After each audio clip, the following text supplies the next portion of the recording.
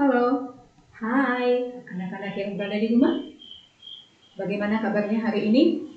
Mudah-mudahan kita semua dalam keadaan sehat. Kali ini kita kembali bertemu dalam pembelajaran agama. Tetapi seperti biasa, ayo anak-anak untuk mengawali pembelajaran kita saat ini dan kita mau mengajak anak-anak untuk berdoa supaya kuasa Roh Kudus Tuhan memampukan kita memahami pembelajaran hari ini dengan baik. Yuk anak-anak kita berdoa ya. Kita sama-sama berdoa. Tuhan Yesus, terima kasih untuk keselamatan dan kehidupan yang Engkau berikan bagi kami sampai pada saat ini. Tuhan, kami siap mempelajari firman-Mu. Urapilah hati kami dengan kuasa Roh Kudus Tuhan, supaya kami mampu memahami pelajaran ini, memahami firman-Mu ini seturut dengan kehendak-Mu. Terima kasih untuk setiap berkat yang Kau berikan bagi kami. Jadilah pada kami seperti yang Kau ingini. Inilah doa dan permohonan kami, dalam nama Tuhan Yesus kami berdoa. Amin. Anak-anak Melita, pelajaran kita saat ini adalah pelajaran yang ke-7. Tidak terasa ya, sudah pelajaran yang ke-7. Judul materi kita adalah Dari Hamba Menjadi Raja. Materinya terdapat di dalam 1 Raja-Raja pasal yang ke-11 dan 12. Dari hamba menjadi raja. Anak-anak, hamba itu apa sih? Apa yang dimaksud dengan hamba? Bahasa sederhananya, hamba itu adalah pegawai atau bawahan. Ya, hamba itu adalah pegawai atau bawahan. Kira-kira dalam pelajaran kita saat ini, siapa hamba, siapa pegawai, siapa bawahan yang diangkat menjadi raja? Pasti penasaran kan? Mari kita mulai pelajarannya. Salomo lebih mencintai istri-istrinya. Ini kita sudah bahas di pelajaran sebelumnya. Salomo lebih mencintai istri-istrinya dan mencondongkan hatinya kepada Allah-Allah lain, dewa-dewa yang disembah oleh istrinya, sehingga Raja Salomo tidak dengan sepenuh hati bergantung, berpaut kepada Tuhan. Apa akibat yang harus didapat oleh Salomo? Karena Salomo tidak berpegang kepada perintah Tuhan, akibatnya kerajaannya dikoyakkan. Tuhan menyuruh Nabi Ahia. Nabi Ahia, orang Silo, menemui Raja Salomo. Dan Nabi Ahia memegang satu kain baru. Dia memegang satu kain yang baru dan Nabi Ahia mengoyakkan kain baru yang dia pegang itu menjadi 12 koyakan. Satu kain baru dia koyak menjadi 12. Apa yang dilakukan Nabi Ahia terhadap 12 koyakan dari kain baru itu? 10 koyakan, 10 sobekan diberikan kepada Yerobeam. Siapa Yerobeam? Nanti akan kita bahas.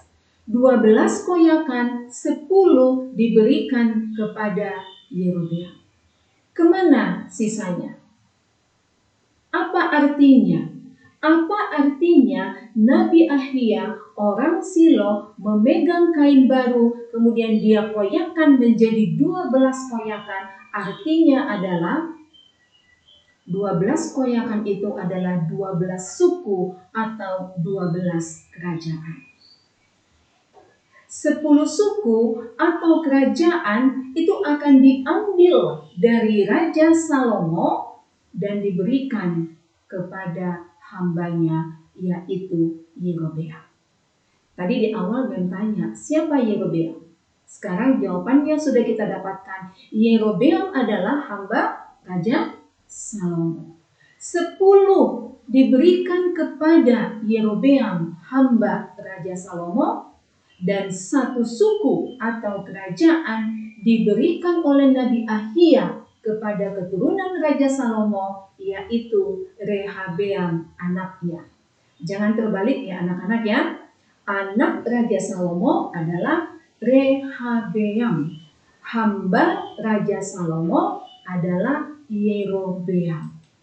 Jadi anak-anak, 1 suku, 1 kerajaan akan dipimpin oleh anak Salomo yang bernama Rehabeam, sedangkan sisanya 10 suku akan dipimpin, diberikan kepada hambanya yang bernama Yerobeam. Siapa Yerobeam? Yerobeam adalah anak dari Nebat dari suku Efraim. Anak-anak pasti sudah paham ya bahwa di Israel itu ada 12 suku. Yerobeam ini berasal dari suku Efraim, dia tinggal di Zerda, hamba Salomo. Apa tugas dari Yerobeam?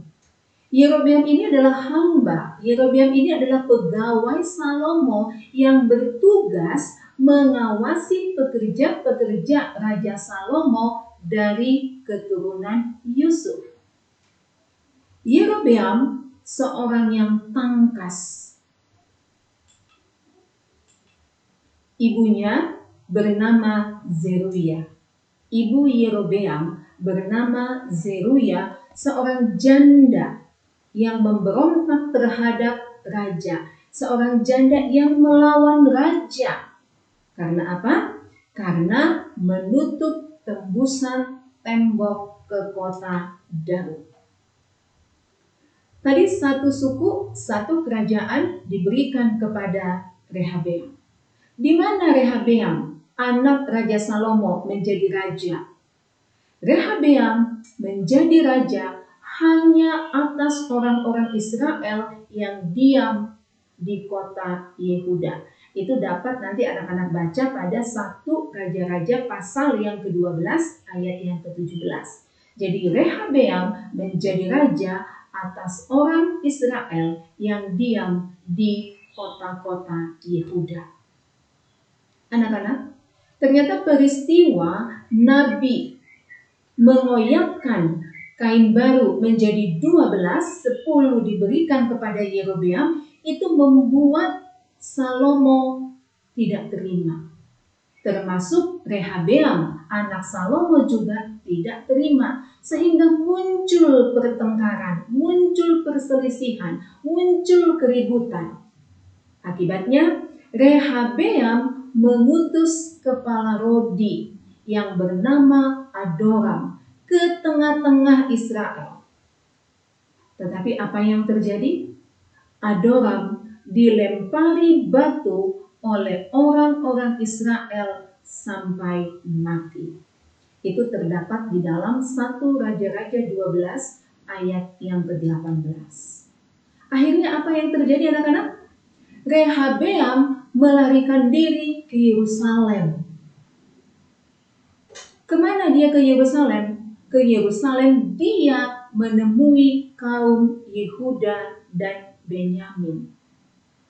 Setelah Rehabeam lari ke Yerusalem, melarikan diri ke Yerusalem kepada kaum Yehuda dan Benyamin, dia katakan, ayo mari kita rebut kembali 10 suku, 10 kerajaan yang telah diambil oleh Yerobeam.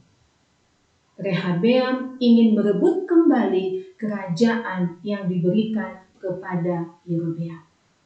Anak-anak, apa yang terjadi?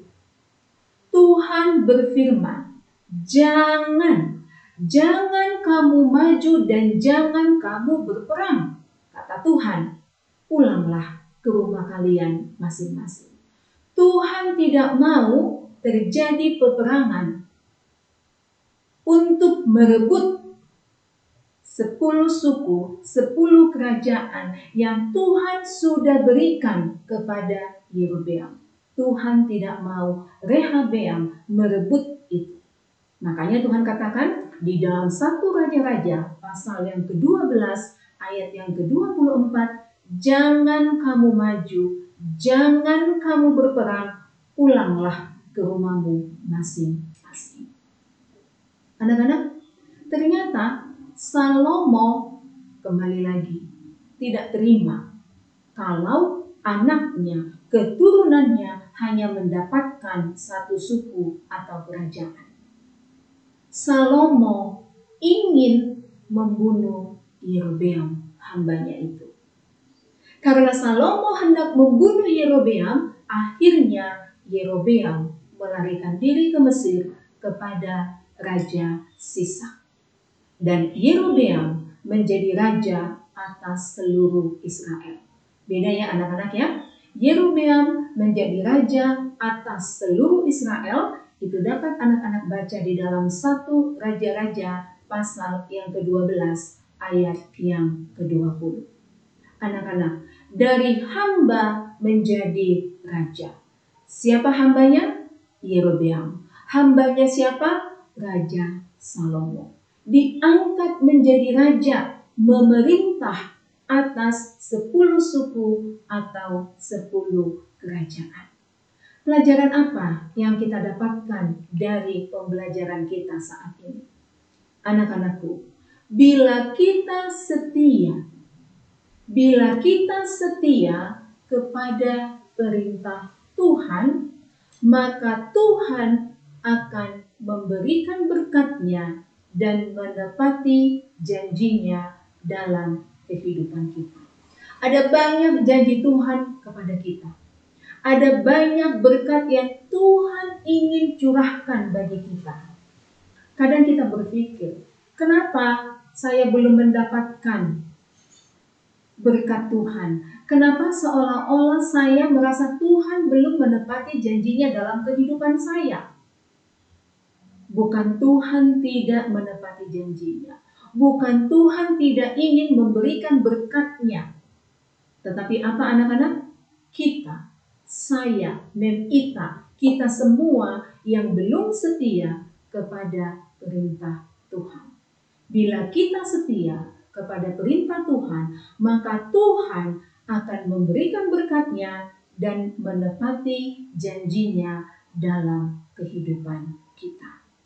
Baiklah anak-anak, untuk mengakhiri pembelajaran kita saat ini, mari kita kembali berdoa, berterima kasih kepada Tuhan. Mari anak-anak, kita sama-sama berdoa. Terima kasih Tuhan Yesus, kami begitu bersukacita mendapatkan pembelajaran yang mengingatkan kami, supaya kami boleh setia kepada Tuhan di dalam kehidupan kami, supaya kehidupan kami boleh berkenan di hadapan-Mu. Tuhan, ajarilah kami untuk mengarahkan hati dan mata kami hanya memandang kepada Tuhan, satu-satunya sumber kehidupan dan penolong kami. Kami mau serahkan kehidupan kami ke dalam tangan-Mu, kehendak-Mu yang jadi atas hidup kami. Ampuni kami akan dosa dan pelanggaran yang kami lakukan. Hanya di dalam nama Tuhan Yesus kami sudah berdoa. Amin. Baiklah anak-anak, kita akan bertemu di pembelajaran berikutnya. Tetap semangat, tetap sehat. Tuhan Yesus memberkati.